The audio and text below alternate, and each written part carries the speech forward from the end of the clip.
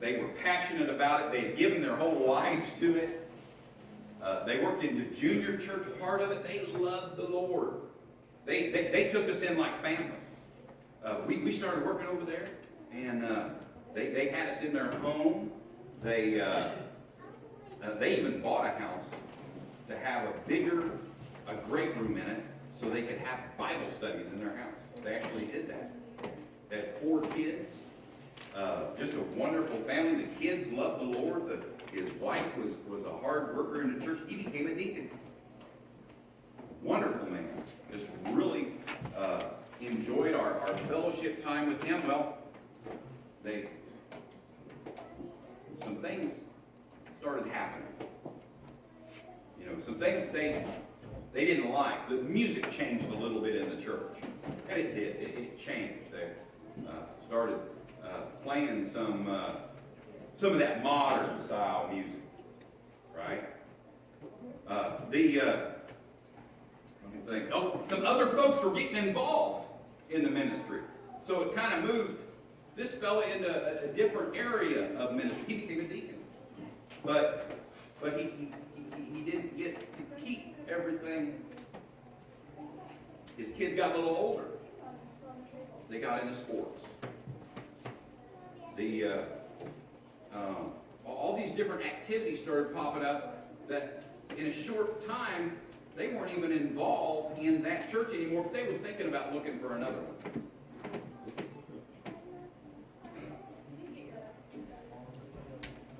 Two jobs, kids growing up, sports. I spoke to them recently. They haven't been to church in years. It's just unimportant now. It's not anything anymore. It's just now. Do they still believe? Yes. Okay. Can they talk the talk? Yes, they can.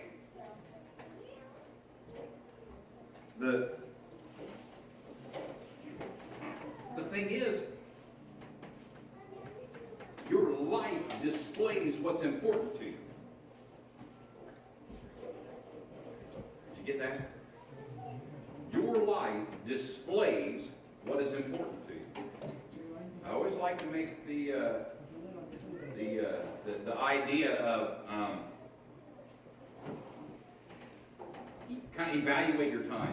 Where do you spend the most time? Most people spend it at work. Okay. Do you want to be there? Yes. Do most of you want to be at work? Do most of you want to be at work? Yes. No. Hey, don't worry. I used to convince myself I wanted to be at work too. Oh, but now I do.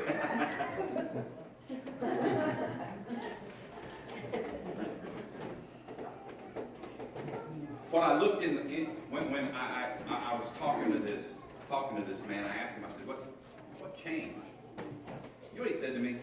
Well, it's really fascinating. We moved. We moved. And of course, I'm thinking, well, I know you moved. You're not there anymore. I know you moved. He said, right, we just moved on. We just moved on. And man, that has followed me for a long time, thinking about that. Thinking about how, we go from this passionate love for Jesus Christ, at least on the outside.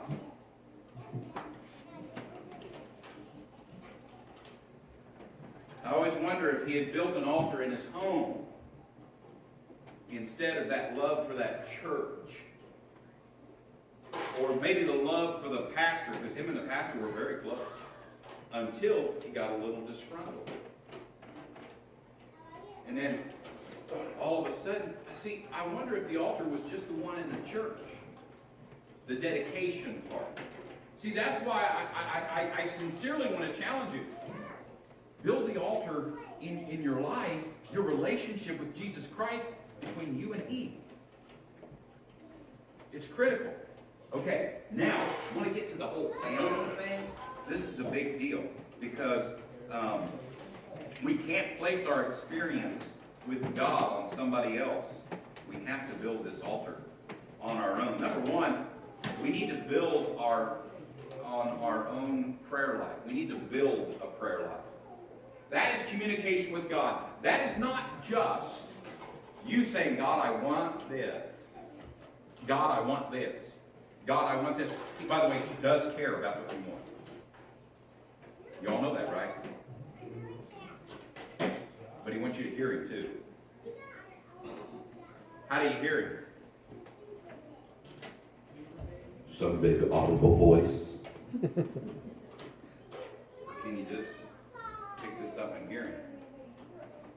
In Joshua chapter 22, my wife was, her phone was reading it to us, and I heard Him say, hey, build that altar up in your own life. That's what I heard. I heard, wow, build that altar up in your life.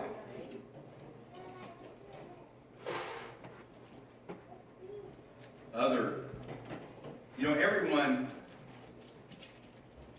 we also must build up our own relationship with God. We must build up our own altars.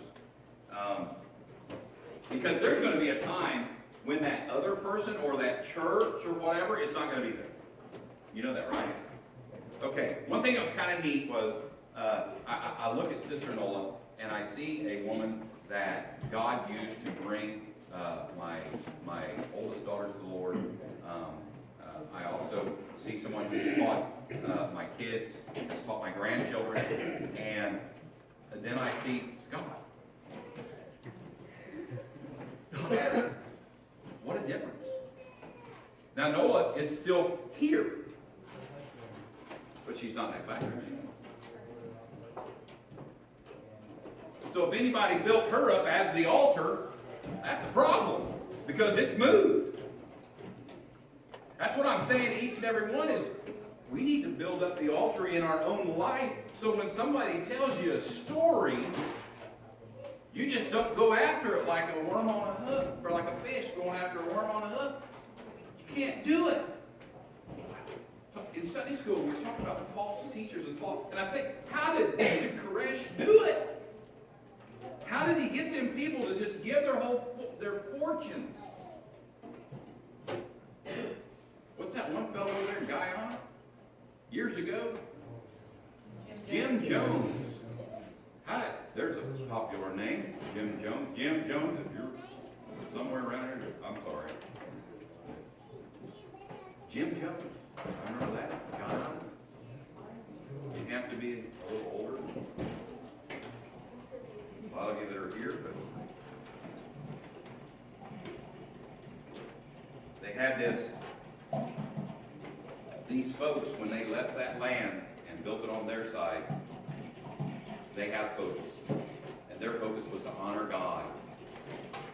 And when they built that other altar, for the same God, okay, not something else, they built it for the same God.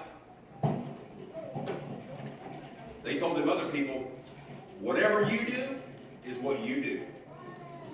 But for us, we're going to stay following God. We're going to stay following our Savior. You might hear them say, you don't believe the Bible anymore.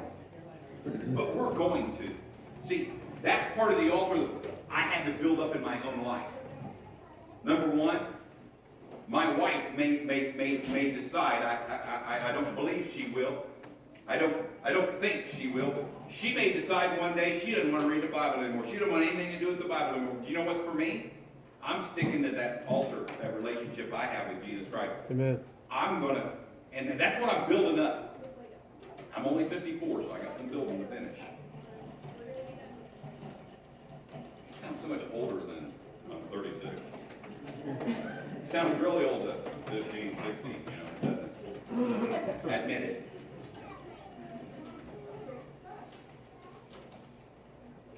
Everyone must fight in this battle.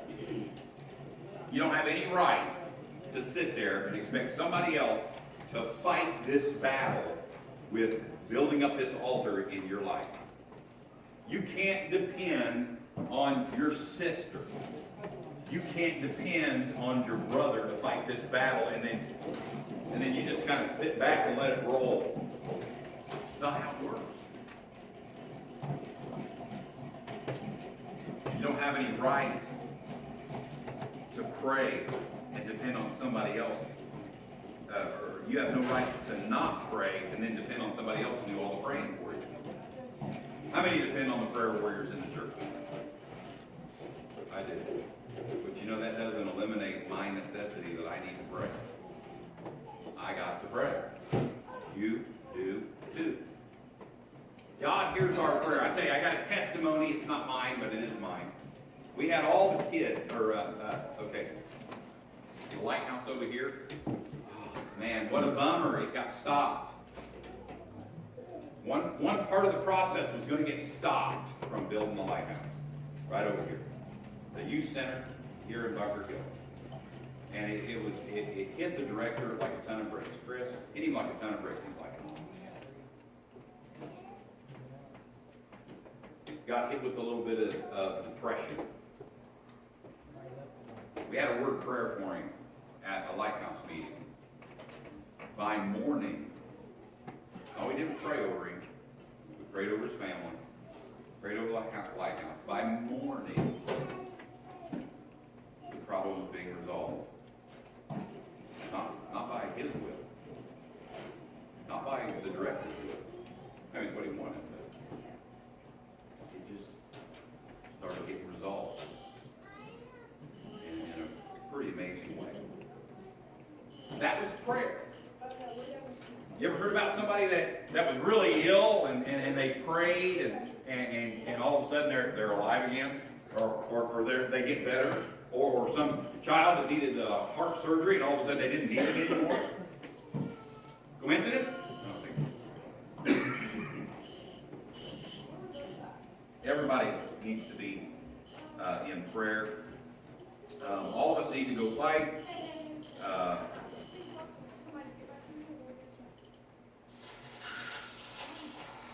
I got lots of notes, but I'm just moving on. And all God's people said, Amen. Not that you don't want to be here longer, right? Not that you don't want me to stop preaching, right? Both of you that said right, thank you. We can't always depend on the altar of the pastor. I will one day not be here. And all God's people said. Well, both of you. No, there's going to be one day that I'm going to be dead. That's not a happy moment thought in my mind, okay? Don't get me wrong. But it sounds funny when I say it. One day I'm going to be dead. It's fun, probably funny to me. But you can't depend on. We've been here for 17 years as pastor and wife. Teresa, not the other one. Teresa's my first wife. But it doesn't matter how many hours of prayer I put in, or how many tears I might have cried for somebody. That's the altar that's been built up in my life.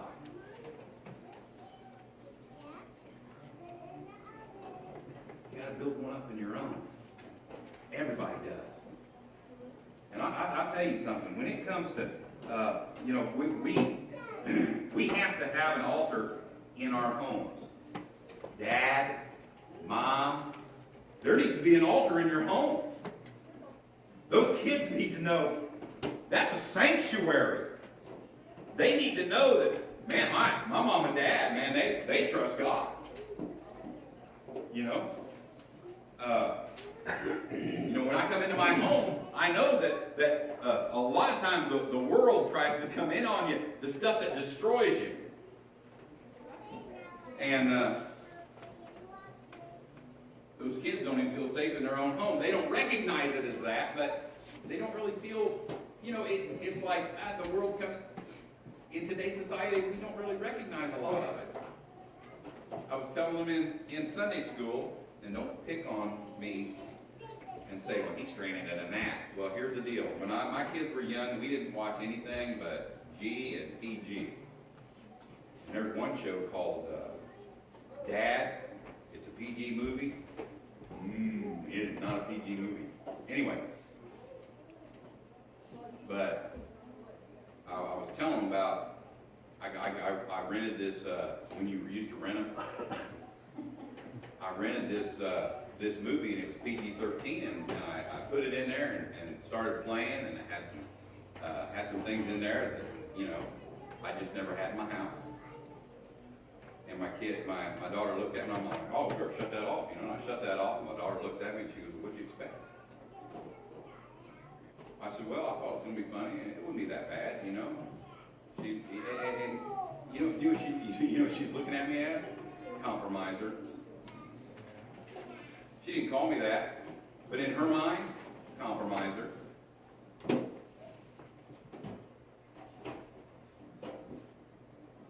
In Sunday school, I mentioned that if you can't trust your parents,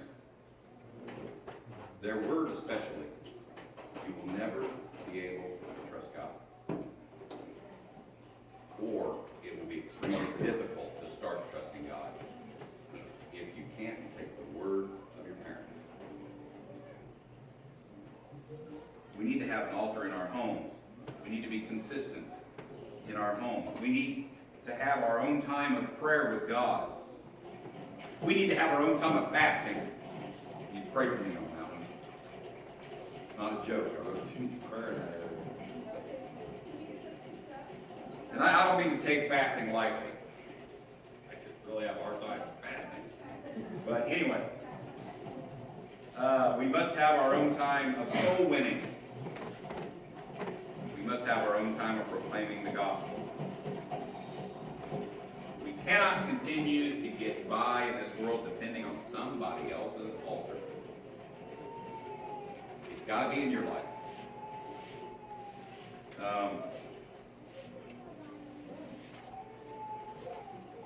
How can God help us if we do not honor Him? I'm going to close. Everybody's eyes come open. Ecclesiastes chapter 5, verse 5 says, better is it that thou shouldest not vow than thou shouldest vow and not pay. You know what you do with that? Stick to what you say you're going to do. Do what is right. It's the best way to look at it. Be encouraged. You want help building that altar? You're like, well, I don't know what you're talking about. I don't know how you get there. Give me a call. I'll help you. I don't know everything, but I can help somebody build an altar in their own personal life. And I'm willing to do that. There's other believers here who do the same thing. We're in this whole world together, okay? It's not a game. It's not this. Coming to church isn't just something you do. It's life. I ask that you stand.